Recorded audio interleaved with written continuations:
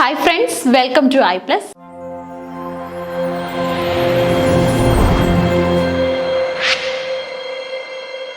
ഇന്നത്തെ ക്ലാസ്സിൽ നമ്മൾ ഡിസ്കസ് ചെയ്യാനായിട്ട് പോകുന്നത് ബർട്ടൺ റസൽ തയ്യാറാക്കിയിട്ടുള്ള ഫേമസ് ആയിട്ടുള്ള ഒരു എസ്സേ ആണ്. എസ്സേയുടെ പേര് വരുന്നത് functions of a teacher. Okay, functions of a teacher എന്ന എസ്സേ ആണ് പഠിക്കേണ്ടത്. ഈ എസ്സേ എഴുതിയത് ബർട്രാൻഡ് റസൽ ആണ്. ഇതാണ് റസലിന്റെ ഒരു പോർട്രൈറ്റ് എന്ന് പറയുന്നത്. നമുക്കൊക്കെ പ്രിയങ്കരനായിട്ടുള്ള, നമുക്കൊക്കെ അറിയാവുന്ന ഒരു റൈറ്റർ, ഫിലോസഫർ, മാത്തമാറ്റീഷ്യൻ ഇല്ലേ, അതുപോലെ തന്നെ ബുദ്ധിപരമായിട്ടുള്ള നിരൂപണങ്ങളൊക്കെ നടത്തുന്ന ഒരു വ്യക്തി, ഇതൊക്കെയാണ് Russell. Bertrand Arthur William Russell, third earl Russell, 18th May 1872 മുതൽ 2nd February 1970 വരെ ആ ടൈം പീരീഡ്, 1872 മുതൽ 1970 വരെ, was a British philosopher, logician, mathematician and public intellectual. He had influenced on mathematics, logics, set theory and various areas of analytic philosophy. Okay, വ്യത്യസ്തമായിട്ടുള്ള മേഖലകളിൽ തൻ്റെ contributions നടത്തിയിട്ടുണ്ട്. ഇപ്പം നമ്മൾ മാത്തമാറ്റിക്സ് എടുത്താലും logic, set theory, various areas of analytical philosophy, ഇതൊക്കെ എടുത്തു കഴിഞ്ഞാൽ അവിടെയൊക്കെ നമുക്ക് റസലിൻ്റെതായിട്ടുള്ള ഒരു സാന്നിധ്യം മനസ്സിലാക്കി എടുക്കാനായിട്ട് സാധിക്കും. He was one of the early 20th century's prominent logicians and a founder of analytic philosophy. Okay, അപ്പോൾ ഇദ്ദേഹത്തിനെ കുറിച്ച് പറയാനായിട്ടാണെങ്കിൽ ഫേമസ് ആയിട്ടുള്ള ഒരു 20th century prominent logician ആണ്, founder of analytic philosophy, along with his predecessor Gottlob Frege and his friend and colleague G.E. Moore and his student and protegee Ludwig Wittgenstein. Okay, ഇപ്പോൾ റൈറ്ററിനെ കുറിച്ച് പറയാനാണെങ്കിൽ he was one of the early 20th century's prominent logician, ഒരു famous ലൊജീഷ്യൻ ആണ്. അതുപോലെ തന്നെ analytical ഫിലോസഫിയിലൊക്കെ ഇദ്ദേഹത്തിൻ്റെതായിട്ടുള്ള സാധ്യതകൾ നമുക്ക് മനസ്സിലാക്കാൻ പറ്റും. വർക്ക് ചെയ്യുന്നത് കൂടുതലായിട്ടും ഗോട്ട്ലോബ് ഫ്രീജിനോടൊപ്പവും ഫ്രണ്ടും കൊളീഗുമായ മൂറിനോടൊപ്പവും അതുപോലെ തന്നെ നമ്മുടെ ലുഡ്വിങ്ങിനോടൊപ്പവും ഒക്കെ ആയിരുന്നു. ഓക്കെ, സോ നിങ്ങൾക്ക് എനിക്ക് തോന്നുന്നു റസലിനെ കുറിച്ച് ഒരു ഐഡിയ ഉണ്ടാവും. ഇനി ഇല്ല എങ്കിൽ പോലും നമുക്ക് ഇപ്പോൾ സ്റ്റാർട്ട് ചെയ്താലും തുടങ്ങാൻ പറ്റും. ഓക്കെ, അതായത് ഇപ്പോൾ തുടങ്ങിയാലും നമുക്ക് പഠിക്കാൻ പറ്റുന്ന ഒരു മേഖലയാണ് റസലും അതുപോലെ തന്നെ റസലിൻ്റെ ഫങ്ഷൻസ് ഓഫ് എ ടീച്ചറും. ഓക്കെ, സോ വളരെ ഇമ്പോർട്ടൻ്റ് ആയിട്ടുള്ള ഒരു എസ്സേ ആണ്. അതിൻ്റെതായിട്ടുള്ള പ്രാധാന്യം കൊടുത്ത് അത് മനസ്സിലാക്കണം. എപ്പോഴും നമ്മൾ പഠിക്കുന്നത് പോലെ, ഇതുവരെ ചെയ്തുകൊണ്ടിരുന്നത് പോലെ തന്നെ റൈറ്റർക്ക് ആദ്യം പ്രാധാന്യം കൊടുക്കുക. റൈറ്ററിനെ കുറിച്ച് പഠിച്ചതിന് ശേഷം മാത്രം ഏത് മൊഡ്യൂൾ എടുത്താലും അതിനുശേഷം മാത്രം വർക്ക് പഠിക്കുന്നതാണ് ഏറ്റവും ഐഡിയൽ ആയിട്ടുള്ള വേ എന്ന് പറയുന്നത്. ഓക്കെ, നല്ല രീതിയിൽ നമുക്ക് മനസ്സിലാക്കാൻ പറ്റുന്നത് മാത്തമാറ്റിക്സിലും ലോജിക്സിലും അനലറ്റിക്കൽ ഫിലോസഫിയിലും സെറ്റ് തിയറിയിലും ഒക്കെ ആയിരുന്നു ഇദ്ദേഹത്തിന്റെ കൂടുതലായിട്ടുള്ള കോൺട്രിബ്യൂഷൻസ് എന്ന് നമുക്ക് പിടികിട്ടും. Russell with Moore led the British revolt against idealism. British revolt against idealism ഇദ്ദേഹം മൂറിനോടൊപ്പം, ഇദ്ദേഹത്തിന്റെ കൊളീഗും ഫ്രണ്ടുമായ മൂറിനോടൊപ്പമാണ് ലീഡ് ചെയ്തത്. Together with his former teacher A.N. Whitehead, Russell wrote Principia Mathematica, a milestone in the development of classical logic and a major attempt to reduce the whole of mathematics to logic. Okay, റൈറ്ററിനെ കുറിച്ച് പറയാനാണെങ്കിൽ writer അദ്ദേഹത്തിന്റെ former teacher ആയിട്ടുള്ള A.N. വൈറ്റ്ഹെഡിനോടൊപ്പം collab ചെയ്തുകൊണ്ട് Mathematica, അതായത് Principia Mathematica, principles of mathematics എന്ന പുസ്തകം ചെയ്തിട്ടുണ്ട്. അതുപോലെ തന്നെ നമുക്ക് മേജർ അറ്റംപ്റ്റ്സ് പല മേഖലകളിലും കാണാനായിട്ട് സാധിക്കും. അപ്പോൾ കൂടുതലായിട്ടും ഗണിതശാസ്ത്ര മേഖലയിലായിരുന്നു റസലിൻ്റെതായിട്ടുള്ള സംഭാവനകൾ നമുക്ക് കൂടുതലും കാണാൻ പറ്റുന്നത്. Russell's article on denoting has been considered a paradigm of philosophy. Russell was a pacifist who championed anti-imperialism and changed the Indian League. He went to prison for his pacifism during World War I and initially supported Appassin against Adolf Hitler's Nazi Germany before changing his view in 1943, describing war as a necessary lesser of two evils. Okay, അതായത് ഈ ഒരു കാരണങ്ങളൊക്കെ കൊണ്ട് തന്നെയാണ് രണ്ടാം ലോക മഹായുദ്ധത്തിലൊക്കെ തന്നെ നമ്മുടെ Russell പുറത്തു കൊണ്ടുവന്ന പലതരത്തിലുള്ള ഒപ്പീനിയൻസും ഒരുപാട് ആൾക്കാർക്ക് വിയോജിപ്പുള്ള ഒപ്പീനിയൻസ് കൂടെയായിരുന്നു. സോ അതൊക്കെ തന്നെ റസലിന് ഒരു നെഗറ്റീവ് ഇമേജ് കൊണ്ടുവരാനായിട്ടും സാധ്യമായിട്ടുണ്ട്. ഓക്കെ, അല്ലെങ്കിൽ റസലിന്റെ പേരിലുള്ള നെഗറ്റീവ് ക്ലെയിംസിനുള്ള ഒരു വഴി അത് തെളിച്ചിട്ടുണ്ട്. In the wake of the World War II, he welcomed the American global hegemony in the preference to either Soviet hegemony or ineffective world leadership, even if it were to come at the cost of using their nuclear weapons. Okay, ഇപ്പോൾ ഒരുപാട് കാര്യങ്ങൾ നമുക്ക് മനസ്സിലാക്കാൻ പറ്റും. In the wake of World War II, he welcomed American global hegemony in preference to either Soviet hegemony or no world leadership, and even if it were to come at the cost of using their nuclear weapons. Okay, so എന്താണ് he welcomed American global hegemony. നമുക്കറിയാം ഈ hegemony എന്ന് പറയുന്ന ഒരു system കൂടുതലായിട്ട് നമ്മൾ നിർത്തലാക്കാനായിട്ട് ശ്രമിച്ച ഒന്നാണ്. ഓക്കെ, കുറേ കാര്യങ്ങളോട് വളരെ ഫേവറബിൾ ആയിട്ടുള്ള ഒപ്പീനിയൻസും കുറേ കാര്യങ്ങളോട് കുറച്ച് ടോട്ടലിറ്റേറിയൻ സ്പിരിറ്റ്സും ഉള്ള ഒരാളായിരുന്നു Russell. He would later criticize Stalinist totalitarianism. Stalinism ഉണ്ടല്ലോ നമ്മുടെ ആ ഒരു എന്താണ് സ്റ്റാലിൻ്റെ റൂളിന് എഗെയിൻസ്റ്റ് ആയിട്ട് സംസാരിച്ചിട്ടുണ്ട്. Condemn the United Nations involvement in the Vietnam War and become an outspoken proponent of nuclear disarmament. In 1950, Russell was awarded the Nobel Prize in Literature in recognition of his varied and significant writings, in which he championed humanitarianism, ideals and freedom of thought. എന്നാണ് നമ്മുടെ റസലിന് സാഹിത്യത്തിലെ Nobel സമ്മാനം കിട്ടുന്നതെന്ന് ചോദിച്ചു കഴിഞ്ഞാൽ 1950-ലാണ്. ഓരോ റൈറ്റർക്കും അവരുടേതായിട്ടുള്ള പ്രത്യേകതകളുണ്ട്, ഇമ്പോർട്ടൻസ് ഉണ്ട്. റസലിനെ സംബന്ധിച്ചിടത്തോളം അദ്ദേഹത്തിന്റെ ഏറ്റവും വലിയ ഇമ്പോർട്ടൻസ് എന്ന് പറയുന്നത് ഇതുപോലെയുള്ള കോൺട്രിബ്യൂഷൻസ് തന്നെയായിരുന്നു. ഏറ്റവും മികച്ച കോൺട്രിബ്യൂഷൻസ് തന്നെയായിരുന്നു അദ്ദേഹത്തിന്റെ ഏറ്റവും ഇമ്പോർട്ടൻ്റ് ആയിട്ടുള്ള സ്റ്റേറ്റ് എന്ന് പറയുന്നത്. 1950 റസലിന് നോബൽ സമ്മാനം കിട്ടിയിട്ടുണ്ട്.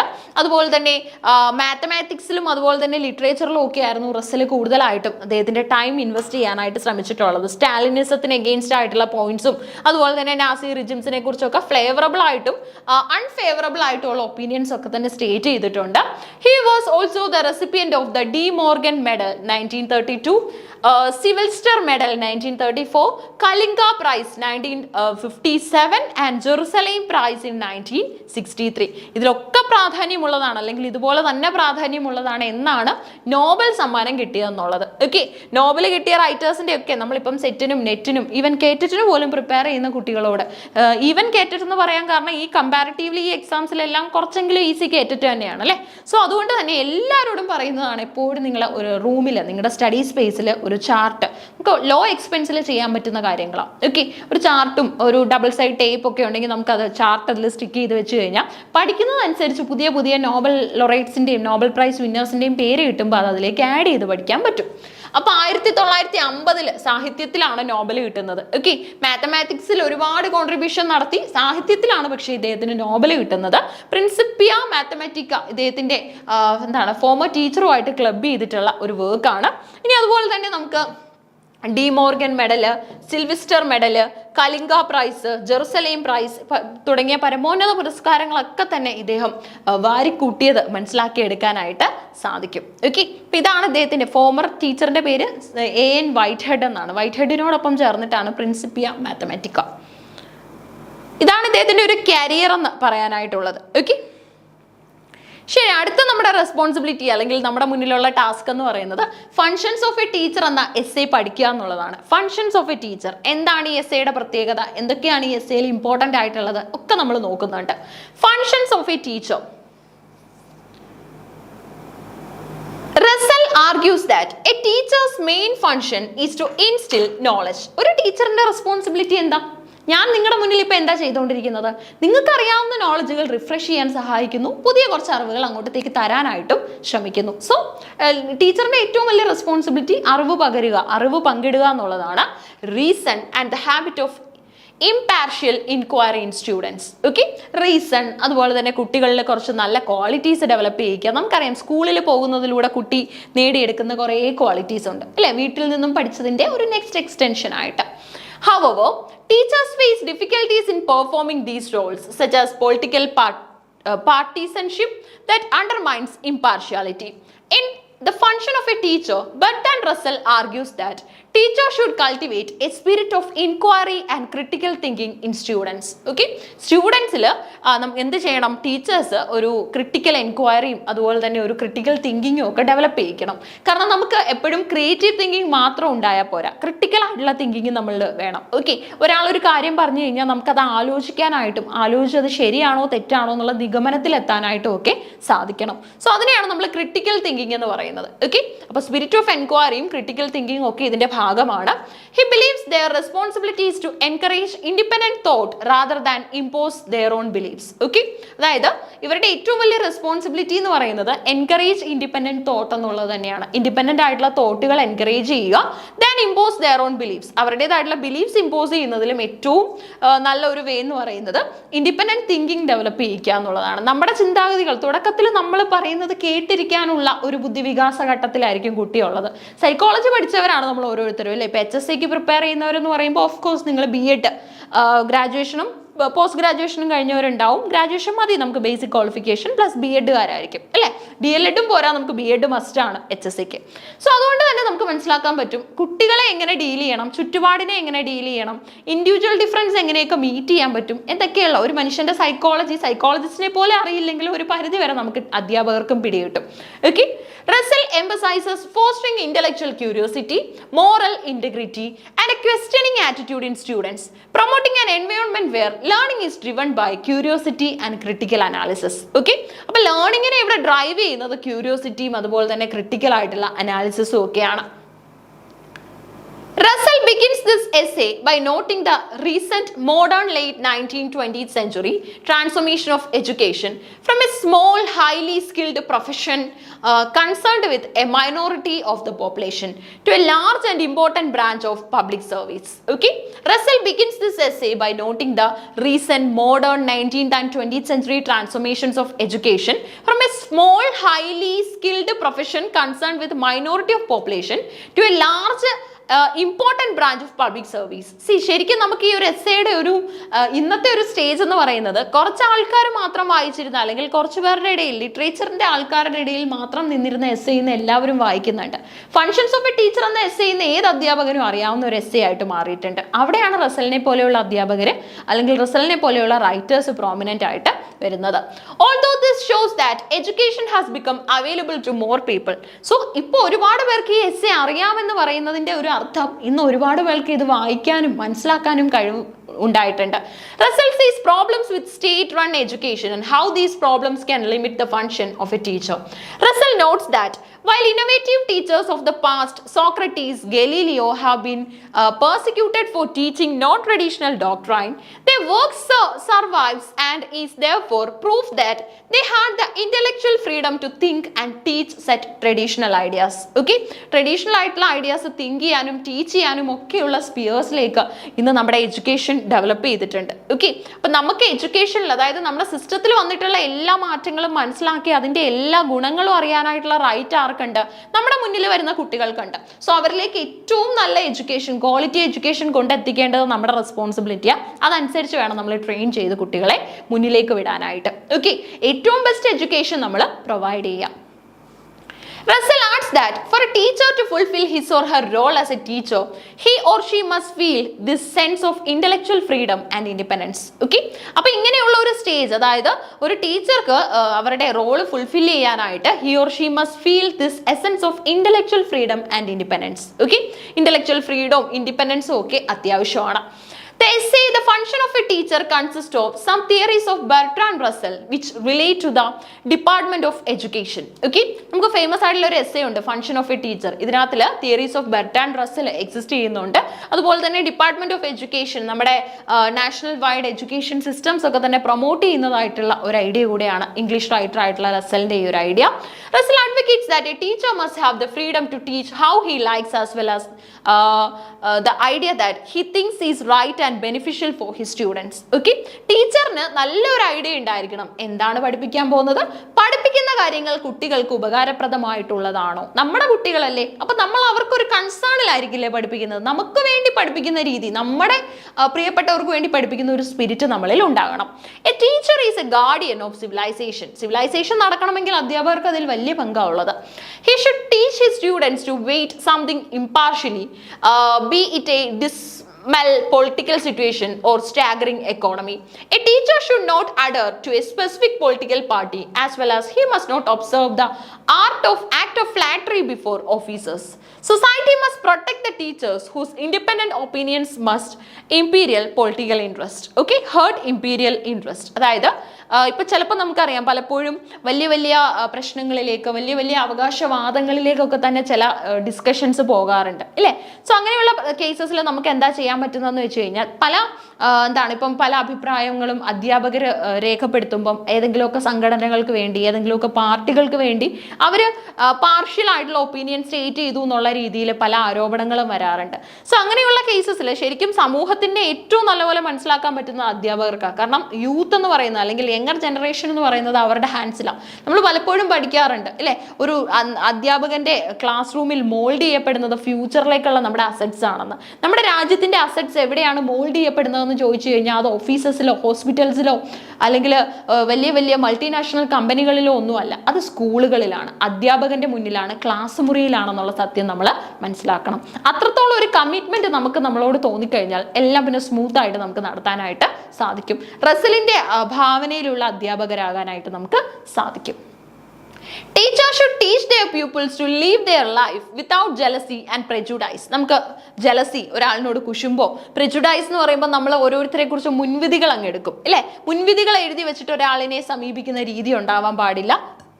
കുട്ടികളെ ഡിസ്ക്രിമിനേറ്റ് ചെയ്യാൻ പാടില്ല against their fellows. He must work hard on strengthening the kind impulses in students to spread happiness in the society. Okay, ഈ സ്റ്റുഡൻസ് എന്ന് പറഞ്ഞു കഴിഞ്ഞാൽ ഫ്യൂച്ചർ ഫ്ലവേഴ്സ് ആണ്. ഇപ്പം നമ്മുടെ കൈവശമുള്ള ബഡ്സ് ആണ്. ആ ബഡ്സിനെ വേണ്ട രീതിയിൽ നർച്ചർ ചെയ്യുകയും കെയർ ചെയ്യുകയും ചെയ്തെങ്കിൽ മാത്രമേ ഗുഡ് ബ്ലോസംസ് നമുക്ക് പ്രതീക്ഷിക്കാനായിട്ട് സാധിക്കത്തുള്ളൂ. A teacher of today's time has to lead a difficult life. He feels over worked and harassed. Okay, റസലിന്റെ കാലഘട്ടമോ പറയുന്നത്. എന്നാൽ ഇന്ന് അതിനേക്കാൾ എക്സ്ട്രീമിലാണ് നമ്മൾ എത്തി നിൽക്കുന്നത് അല്ലേ. അധ്യാപകരുടെ ജീവിതം, അധ്യാപകരുടെ റെസ്പോൺസിബിലിറ്റീസ് എന്നൊക്കെ പറയുന്നത് കൂടിക്കൂടി വരികയാണ്. സമൂഹം മാറുന്നതനുസരിച്ച്, തലമുറ മാറുന്നതനുസരിച്ച് അതിന്റെ ഏറ്റവും വലിയ ഇമ്പാക്ട് അനുഭവിക്കുന്നത് അധ്യാപകർ തന്നെയാണ് അല്ലേ. അനുസരിക്കുന്ന കുട്ടികളും എത്രയും അനുസരിക്കാത്ത കുട്ടികളും ഒക്കെ എത്തിപ്പെടുന്നത് അധ്യാപകന്റെ മുന്നിലാണ്. Why? Russell suggests two core factors behind a teacher's miserable condition. Firstly, a teacher is considered as a trainer to pass the examination. So, he is unable to invoke the impulse of mental as well as liberal development in his students. Secondly, his methods of teachings and curriculum are controlled and framed by bureaucrats. Okay? അപ്പോൾ നമുക്ക് മനസ്സിലാക്കാൻ പറ്റുന്നത് ആദ്യം തന്നെ സമൂഹത്തിന് ടീച്ചറിനെ കുറിച്ചുള്ള ഒരു കാഴ്ചപ്പാട്, എഡ്യൂക്കേഷൻ പാസ് ചെയ്യാൻ വന്ന ഒരു ട്രെയിനർ. ഓക്കെ, വിവരവുമായിട്ട് ബന്ധപ്പെട്ടിട്ടുള്ള അറിവുകളും പങ്കുവെക്കുന്നു. അറിവുകൾ കൊടുത്തതിന് ശേഷം അധ്യാപകൻ വിടവാങ്ങുന്നു. ഇങ്ങനൊരു കോൺസെപ്റ്റ് ആണ്. അതുപോലെ തന്നെ മറ്റൊരു സ്റ്റേറ്റ് എന്ന് പറയുന്നത് his methods of teaching and curriculum are controlled and framed by bureaucrats. അതായത് നമുക്കൊരു പുസ്തകം, നമ്മൾ പലപ്പോഴും പുസ്തകങ്ങളൊക്കെ പഠിപ്പിക്കും, നമ്മൾ കാണാറുണ്ട് NCERTയുടെ പുസ്തകമാണ്, SCERTയുടെ പുസ്തകമാണെന്നൊക്കെ. ഓക്കെ, സോ ഒഫീഷ്യൽസ് ഡിസൈൻ ചെയ്യുന്ന പുസ്തകങ്ങൾ എത്രത്തോളം എഫേർട്ടോട് കൂടി അതുപോലെ തന്നെ എക്സ്പെരിമെന്റേഷന് ശേഷമാണ് അവർ പ്രൊഡ്യൂസ് ചെയ്യുന്നത്, അവരുടെ ഒരു വലിയ ഹാർഡ് വർക്ക് അതിന്റെ പിന്നിലുണ്ട്. എന്നാൽ പോലും ചില കേസസിലൊക്കെ നമുക്ക് മനസ്സിലാക്കാൻ പറ്റും, ചില ഏജൻസികൾ അല്ലെങ്കിൽ ചില ബ്യൂറോസിന്റെ ഒക്കെ തന്നെ പുസ്തകങ്ങളിൽ പലപ്പോഴും നമ്മൾ ലിമിറ്റഡ് ആയി പോകാറുണ്ട് അല്ലേ. അധ്യാപകൻ ആ പുസ്തകത്തിന് പുറത്തേക്കൊന്നും ചെയ്യേണ്ട ആവശ്യമില്ല, ആ പുസ്തകത്തിനുള്ളിൽ നിന്നോളൂ എന്നുള്ള രീതിയിൽ സമൂഹം ചിന്തിക്കാറുണ്ട് ഇല്ലേ. അപ്പൊ നമ്മുടെ പുസ്തകത്തിലുള്ള സ്റ്റോറിയിലോ പോമിലോ, ഇംഗ്ലീഷുകാരുടെ കാര്യമാണ് പറയുന്നത്, പോമിലോ അഥവാ നമ്മുടെ മുന്നിലുള്ള ആക്ടിവിറ്റീസിലോ ക്വസ്റ്റ്യൻസിലോ മാത്രം ലിമിറ്റ് ചെയ്യുന്നതല്ല ഇതൊന്നും. എപ്പോഴും നമ്മളൊരു കഥ പഠിപ്പിച്ചു കഴിഞ്ഞാൽ ചുറ്റുപാടിൽ നിന്നൊരു ഉദാഹരണം കാണിച്ചു കൊടുക്കുക, ദേ അത് കണ്ടോ എന്നുള്ള രീതിയിൽ ഒരു ഉദാഹരണം കാണിച്ചു കൊടുക്കുക. അങ്ങനെ തുടങ്ങിക്കഴിഞ്ഞാൽ, കൊച്ചു ക്ലാസ്സുകളിൽ മുതലേ അങ്ങനെ ഫീഡ് ചെയ്ത് തുടങ്ങിക്കഴിഞ്ഞാൽ പിന്നീട് ലൈഫ് എക്സ്പീരിയൻസിൽ നിന്നും പഠിക്കാനായിട്ട് കുട്ടി കേപ്പബിൾ ആവും. അത് നമ്മുടെ പല പല നാച്ചുറലിസ്റ്റുകളും പറഞ്ഞിട്ടുള്ള ഡൂയിങ് ബൈ ലേണിംഗ് അല്ലെങ്കിൽ ലേണിംഗ് ബൈ ഡൂയിങ് പോളിസികൾക്കൊക്കെ എക്സാമ്പിൾ ആവും. Mostly, the curriculum framed by higher authorities serves no purpose other than the promotion of the ideological agenda of the state, which creates a fatal sense of nationalism. നമുക്കറിയാം, ഒരുപാട് controversial ആയിട്ട് സംസാരിക്കാറുള്ള ഒരാളുകൂടെയാണ് Russell. റസലിന്റെ അഭിപ്രായത്തിൽ ഈ higher authorities, bureaucrats frame ചെയ്യുന്ന ബുക്കുകളിൽ ഒന്നും ഒരു അർത്ഥവും ഇല്ലെന്നാണ് അദ്ദേഹം വിശ്വസിക്കുന്നത്. അദ്ദേഹത്തിന്റെ അഭിപ്രായത്തിൽ ഇതിലൊക്കെ വലുതാണ് ശരിക്കും പറഞ്ഞാൽ നമുക്ക് വേണ്ട നമ്മുടെ സിസ്റ്റം അല്ലെങ്കിൽ നമ്മുടെ അധ്യാപകർ കൊടുക്കേണ്ട education. A teacher feels restricted to teach what he wants to teach. Russell also defines civilization besides asserting his views on the duties of a teacher. He says that a country cannot be termed as civilized one on the basis of cutting-edge technology and abundance of machinery. Civilization makes it full disclosure through inner peace of mind. Okay? അപ്പോൾ civilization എന്ന് പറയുന്നത് വലിയൊരു ഫാക്ടറാണ്. civilization ആണ് ഏറ്റവും important ആയിട്ടുള്ള factor. നമ്മുടെ inner peace of മൈൻഡിന് അത്യാവശ്യവുമാണ് അല്ലേ. Makes it full disclosure. So നമുക്ക് എപ്പോഴും civilization matters. Okay, it's a matter partly of knowledge and partly of emotions. So നമുക്ക് നല്ല സാമൂഹിക ജീവികളെ, നമ്മളൊക്കെ പറയുമല്ലോ മനുഷ്യൻ എന്ന് പറഞ്ഞു കഴിഞ്ഞാൽ ഒരു സോഷ്യൽ ആനിമൽ ആണെന്ന്. സോ ഒരു സോഷ്യൽ ആനിമലിന്റെ സ്റ്റേജിലേക്ക് നമുക്ക് എത്തണമെങ്കിൽ അതിൻ്റെ പിന്നിൽ ഒരുപാട് ക്വാളിറ്റീസ് ഉണ്ട്, ഒരുപാട് എഫേർട്ട് ഉണ്ട്, ഒരുപാട് ഹാർഡ് വർക്ക് ഉണ്ട്. അതൊക്കെ മീറ്റ് ചെയ്തെങ്കിൽ മാത്രമേ ആ ഒരു സ്റ്റേജിലേക്ക് നമുക്ക് എത്തിപ്പെടാനായിട്ട് സാധിക്കത്തുള്ളൂ. A civilized person is not only aware of the affairs of his own country but also of the whole world. നല്ല സിവിലൈസ്ഡ് ആയിട്ടുള്ള ബോധമുള്ള വിവരമുള്ള ഒരു വ്യക്തിക്ക് അദ്ദേഹത്തിന്റെ ചുറ്റുപാടിനെ കുറിച്ച് നല്ലൊരു ദീർഘവീക്ഷണം ഉണ്ടാവും. ഓക്കെ, കൺട്രിയെ കുറിച്ച് മാത്രമല്ല വേൾഡിനെ കുറിച്ച് പോലും തിരിച്ചറിയാനായിട്ട് തുടങ്ങും. കൺട്രി, അതായത് കൺട്രി മാറ്റേഴ്സ് മാത്രം നമ്മൾ ഡീൽ ചെയ്യുകയാണെങ്കിൽ നമ്മളിലൊക്കെ ഉള്ള ഒരു സ്പിരിറ്റ് ഉണ്ടല്ലോ, നാഷണലിസം, ഇതാണ് ഗ്രാഫ് ഉയർന്നു നിൽക്കുന്നത്, നാഷണലിസം. എന്നാൽ സിവിലൈസ്ഡ് ആയിട്ടുള്ള ഒരു പേഴ്സണിൽ വർക്ക് ചെയ്യുന്നത് എന്താണെന്ന് ചോദിച്ചു കഴിഞ്ഞാൽ അത് ഇന്റർനാഷണലിസം ആണ്. നാഷണലിസത്തിന്റെ മറ്റൊരു ലെവലിലേക്ക് കുട്ടി അല്ലെങ്കിൽ ആ ഒരു വ്യക്തി ഡെവലപ്പ് ചെയ്യപ്പെടും, അല്ലെങ്കിൽ ഉയർത്തപ്പെടുന്ന ഒരു സാഹചര്യം, അപ്ലിഫ്റ്റഡ് ആവുന്നത് കാണാൻ പറ്റും. Okay, as far as emotions are connected, a civilized man does not take side to his personal self. He admires what is admirable and hates what is injurious to mankind. A teacher retains a balance between the two elements of civilization, which are knowledge and emotion, through his teachings. Okay, but teachingസിലൂടെ നമുക്ക് നോളജും അതുപോലെ തന്നെ ഇമോഷൻസും ഒക്കെ തന്നെ promote ചെയ്യാൻ പറ്റും.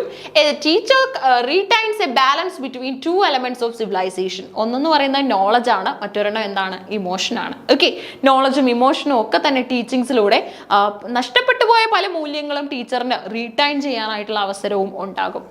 Lastly, Russell openly opposes the dogmatic, making idea or concept true without evidence, and totalitarian imperialism through controlled education, which significantly leads to extremism. Okay, ഇനി അടുത്തതായിട്ട് നമ്മുടെ ഫ്രോസ്റ്റർ, അതായത് നമ്മുടെ റസൽ ക്ലെയിം ചെയ്യുന്ന ഐഡിയ എന്ന് പറഞ്ഞു കഴിഞ്ഞാൽ, റസൽ പറയുന്നുണ്ടല്ലോ എഡ്യൂക്കേഷൻ തന്നെ പല രീതിയിൽ, എഡ്യൂക്കേഷനിൽ അധ്യാപകർ ജസ്റ്റ് ട്രെയിനേഴ്സ് ആയിട്ട് മാറുന്നുണ്ട്, അതുപോലെ തന്നെ ജസ്റ്റ് ഇൻസ്ട്രക്ഷൻസ് പാസ് ചെയ്തിട്ട് പോകുന്ന ഒരാളായിട്ട് മാറുന്നുണ്ട്. ഇങ്ങനെയൊന്നും പോരാ. ശരിക്കും നമുക്ക് എഡ്യൂക്കേഷനിലൂടെ സിവിലൈസ്ഡ് ആയിട്ടുള്ള റെസ്പോൺസിബിൾ സിറ്റിസൺസിനെയാണ് വേണ്ടത്. അതാണ് നമ്മൾ എഡ്യൂക്കേഷനിലൂടെ ഉദ്ദേശിക്കുന്നത്. Lastly, Russell openly opposes the dogmatic, making an idea or concept true without evidence, and totalitarian imperialism through controlled education, which significantly leads to extremism.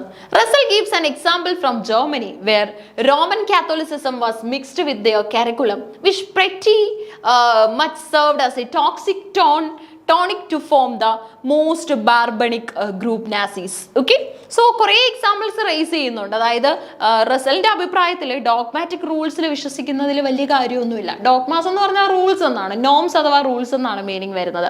അതായത് കുറേ നിയമങ്ങൾ, അതിനൊന്നും എവിഡൻസ് ഇല്ല, അല്ലെങ്കിൽ കുറേ ഫാക്ട്സ്, എവിഡൻസ് ഇല്ലാത്ത കുറേ ഫാക്ട്സിൽ വിശ്വസിക്കാൻ അദ്ദേഹത്തിന് താല്പര്യമില്ല. അദ്ദേഹം ഒരു സയന്റിഫിക് പെർസ്പെക്റ്റീവാണ് ഉദ്ദേശിക്കുന്നത്. യുക്തിന്യായ വ്യവസ്ഥയെക്കുറിച്ചാണ് ഇദ്ദേഹം ഇവിടെ അവകാശപ്പെടുന്നത്. അല്ലാത്ത പക്ഷം എഡ്യൂക്കേഷൻ അവിടെ ഒരു സ്കോപ്പ് ഇല്ല എന്ന് പറയുന്നുണ്ട്. ജർമ്മനിയുടെ എക്സാമ്പിൾ പറയുന്നുണ്ട്, where Roman Catholicism was mixed with their curriculum and served as a toxic tonic to form the most barbaric group Nazis. Okay, ശരിക്കും പറഞ്ഞാൽ നമുക്ക് കാത്തലിക് വാല്യൂസിനെ അല്ലെങ്കിൽ ക്രിസ്ത്യൻ ബിലീഫ്സിനെയും കാര്യങ്ങളെ ഒന്നും ഇതേപോലെയുള്ള ടോട്ടാലിറ്റേറിയൻ വാല്യൂസുമായിട്ട് ക്ലബ് ചെയ്യാൻ പറ്റില്ല. അതിന്റെ റിസൾട്ട് എന്ന് പറയുന്നത് ഒരു എക്സ്ട്രീമിലായിരിക്കും എത്തി നിൽക്കുന്നത്. Despite its horrors, the controlled curriculum is imposed in many countries and our Pakistan in no exception. Okay, so ശരിക്കും പറഞ്ഞാൽ വളരെ കൺട്രോൾഡ് ആയിട്ടുള്ള കരിക്കുലം പല രാജ്യങ്ങളിലും എക്സിസ്റ്റ് ചെയ്യുന്നുണ്ട് എന്ന് റസൽ അഭിപ്രായപ്പെടുന്നുണ്ട്. ഓക്കെ, പല രാജ്യങ്ങളിലും ഇതേപോലെയുള്ള കൺട്രോൾഡ് ആയിട്ടുള്ള കരിക്കുലം എക്സിസ്റ്റ് ചെയ്യുന്നുണ്ട്. സോ ഇതൊക്കെയാണ് ശരിക്കും ഈ എസ്സേയിലൂടെ റസൽ പറയാനായിട്ട് ശ്രമിക്കുന്നത്. എഡ്യൂക്കേഷൻ ഫ്രീ ആയിരിക്കണം, എഡ്യൂക്കേഷനിൽ ടീച്ചർക്ക് ഫുൾ അതോറിറ്റി ഉണ്ടായിരിക്കണം എന്ന് റൈറ്റർ ക്ലെയിം ചെയ്യുന്നുണ്ട്. എങ്കിൽ മാത്രമേ സ്റ്റുഡൻസിനെ നല്ല രീതിയിൽ ട്രെയിൻ ചെയ്യാൻ പറ്റൂ. Russell opposes the state control over education. It is evident through his essay that Russell openly shows his hatred against the state control over education and curriculum. His detest another fancy word or hatred. Okay, detest എന്ന് പറഞ്ഞു കഴിഞ്ഞാൽ hatred എന്നുള്ള meaning ആണ്. Is justifiable.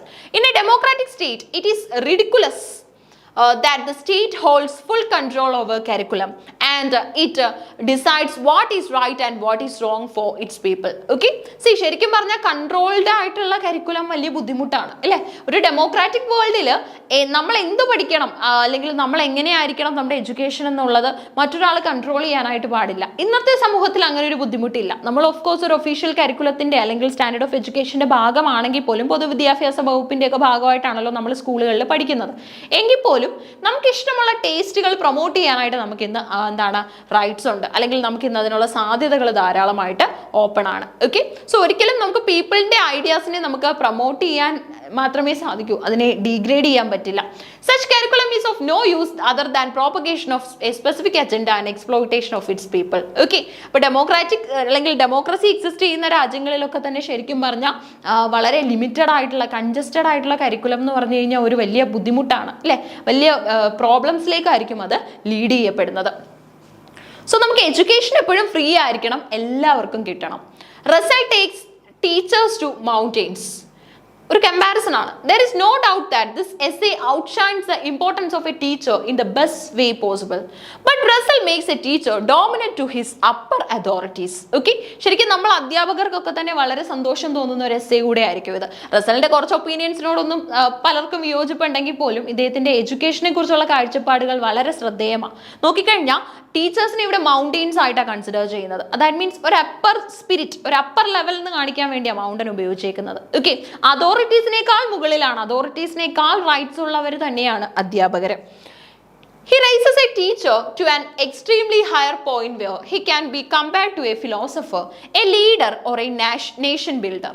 Russell forgets that many teachers in the developing countries, including our Pakistan and India, exploit their freedom to serve their ends or for the political parties they support. Political union in a university is pretty good example. ശരിക്കും പറഞ്ഞാൽ നമ്മുടെ അവകാശങ്ങൾ നമുക്ക് നേടിയെടുക്കാനായിട്ടാണ് പലപ്പോഴും ഇങ്ങനെയുള്ള ഗ്രൂപ്പുകൾ ഉണ്ടാവുന്നത് അല്ലേ? So Russell forgets that many teachers in the developing countries including our Pakistan and India exploit their freedom to serve on their ends for the political parties they support. ശരിക്കും നമ്മുടെ ഒപ്പീനിയൻസ് എന്ന് പറയുന്നത് ന്യൂട്രൽ ആയിരിക്കണം. ഒരു സൈഡിനോടും കൂടുതലായിട്ടുള്ള ഒരു പ്രോമിനൻസ് കാണിക്കുന്ന തരത്തിലുള്ള ഒപ്പീനിയൻസ് നമ്മൾ എന്ത് ചെയ്യാൻ പാടില്ല, സ്റ്റേറ്റ് ചെയ്യാനായിട്ട് പാടില്ല. അതിനുവേണ്ടിയുള്ള അങ്ങനെയുള്ള ഒപ്പീനിയൻസ് സ്റ്റേറ്റ് ചെയ്യുന്നവരെ നമുക്ക് ഗുഡ് ടീച്ചേഴ്സ് അല്ലെങ്കിൽ പാർഷ്വാലിറ്റി മെയിൻറ്റെയിൻ ചെയ്യുന്നവരെ നമുക്ക് ഗുഡ് ടീച്ചേഴ്സ്, ഗുഡ് ട്രെയിനേഴ്സ് എന്നൊന്നും വിളിക്കാനായിട്ട് സാധിക്കില്ല. സോ ഇങ്ങനെയുള്ള ഒപ്പീനിയൻസ് ഇവിടെ നമ്മുടെ റസൽ പറയുന്നുണ്ട്. അപ്പോൾ റസലിന്റെ എസ്സേ ശരിക്കും പറഞ്ഞാൽ ഒരുപാട് ഇമ്പോർട്ടൻസ് ഉള്ള ഒരു എസ്സേ ആണ്, വളരെ പ്രാധാന്യമുള്ള ഒരു എസ്സേ ആണ്. നമുക്ക് ധാരാളം കാര്യങ്ങൾ മനസ്സിലാക്കി എടുക്കാനായിട്ട് ഈ ഒരു എസ്സേയിലൂടെ തന്നെ സാധിക്കും. അതാണ് ഈ ഒരു എസ്സേയുടെ പ്രാധാന്യം. എഡ്യൂക്കേഷനെ കുറിച്ചാണ് പറയുന്നത്. റോൾ ഓഫ് ടീച്ചർ അഥവാ ഫങ്ഷൻ ഓഫ് എ ടീച്ചർ എന്നാണ് നമ്മുടെ എസ്സേയുടെ പേര് വരുന്നത്. ബർട്രാൻഡ് റസൽ ആണ് തയ്യാറാക്കിയിട്ടുള്ളത്. നോബൽ പ്രൈസ് അടക്കമുള്ള അവാർഡുകൾ കിട്ടിയിട്ടുള്ള ലിറ്ററേച്ചറിലും മാത്തമാറ്റിക്സിലും ഒക്കെ പ്രോമിനൻസ് പുലർത്തിയിട്ടുള്ള ഒരു റൈറ്ററാണ് റസൽ. ഓക്കെ, അപ്പോൾ റസലിന്റെ കുറച്ചും കൂടെ ഐഡിയാസ് ഈ എസ്സേയുമായിട്ട് ബേസ് ചെയ്ത് എക്സിസ്റ്റ് ചെയ്യുന്നുണ്ട്. അതുമായിട്ട് അടുത്ത ക്ലാസ്സിൽ കാണാം. താങ്ക്